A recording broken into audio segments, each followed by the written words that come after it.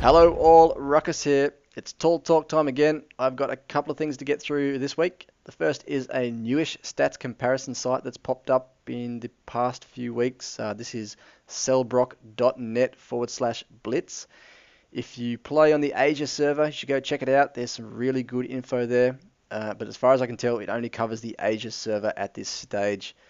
If we look at my stats, you can see all the info that's covered in what B stars is here.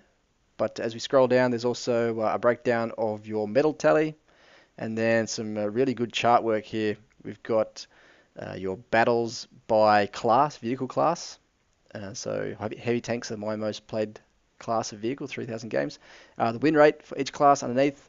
On the right hand side, we've got a breakdown by nation in this pie chart, and also the win rate for each nation. And then underneath here, we've got some important info that's missing from what B-Stars. Average tier for a player will tell you how they get their high win rate, if they're a seal clubber or not. So we've got a breakdown of total number of games per tier. There's the wins per tier, win rate, obviously under the bottom there, and also this red line denotes your survival rate per tier. Interesting stuff.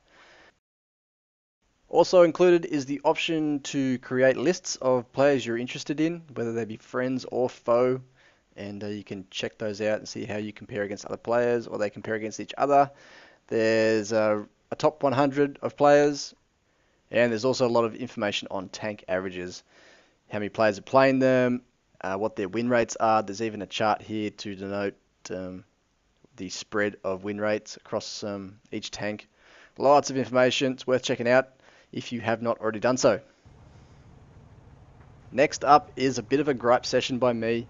You might recall that before patch 1.7 came out, my request was for less new content and more fixes on some of the bugs getting around.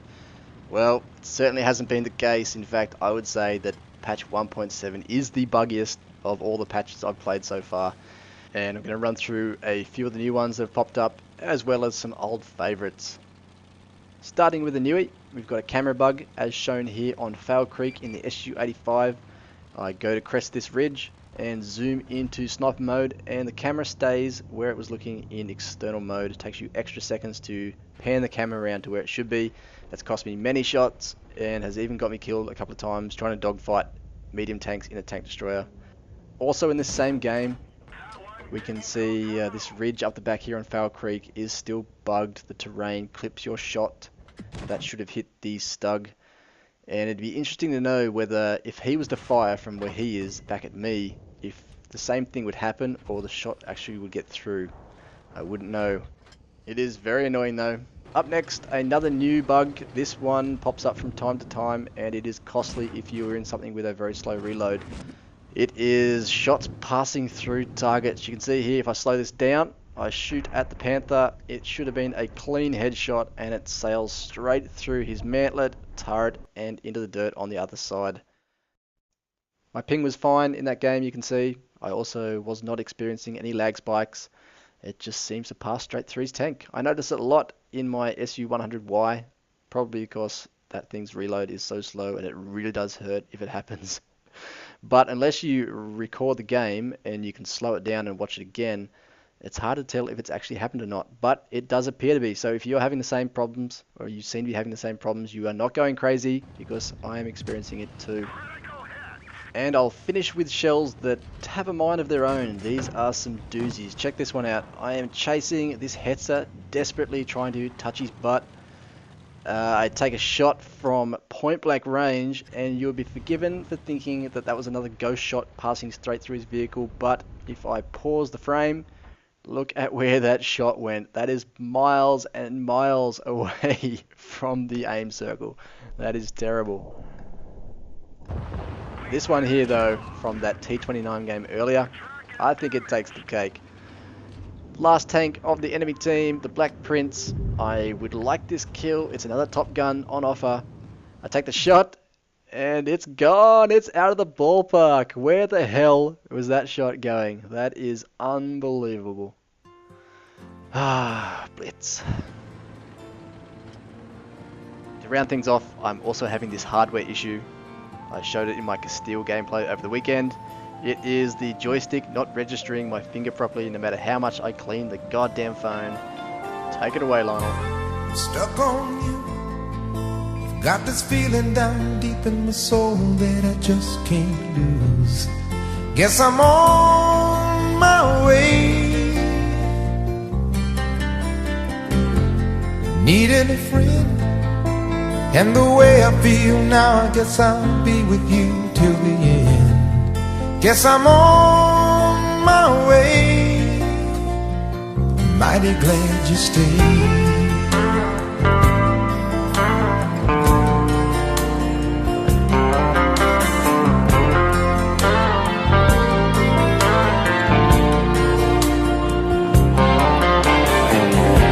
Stuck on you, I've been a fool too long. I guess it's time for me to come on home. Guess I'm on my way. So hard to see that a woman like you could wait around for a man like me. Guess I'm on my way. Mighty glad you stayed. All of this has conspired to give me several weeks of fairly bad gameplay. Even the stat sites, I find, once you start focusing on your position in a rank, or you try and reach a particular figure in a stat chart, each loss hurts twice as bad. You really focus on the bad points of your game more. It's not a good thing. I try not to do it, but it doesn't often work. So to relax, I've been playing a few different games. I've got no gaming PC. I sold that last year, but I'm running an iMac for my video editing software, which is strong enough to play, some pretty basic games. One of them is Besieged. It's a game on Steam at the moment. It's in alpha. It's in early release. It's a fantastic little game. It's a physics engine kind of medieval building game. Really nice, vivid, but kind of laid back graphical style as well. It's a really beautiful game. It's pretty limited in its structure at the moment. There's only a few different missions, but the physics engine works really well. You can build some pretty crazy contraptions and send them out into the world to try and destroy buildings and herds of sheep, men, all that kinds of stuff. It's a good fun game. As well as that, I've also been given access to the beta of World of Tanks Generals. This is the browser-based card game that Wargaming are running. It's addictive, more addictive than I thought it would be. I haven't played a card game like this before, but it's quite a bit of fun if you've got some spare time. There is a currency, gold, and experience system similar to the rest of the Wargaming titles. There's a progression tree, your tech tree. It's got that same, I just want enough XP to get that next unlock kind of feel to it. 3 different nations are in there at the moment: Germans, Americans, and the Russians. And if I've got the time, I'll put together a clip on this game. It's not under any kind of non-disclosure agreement, so I'm free to show it off. But that's it for this episode, guys. I will catch you on the weekend with some gameplay. I hope you are having more luck in patch 1.7 than I am. I'll see you soon. Peace.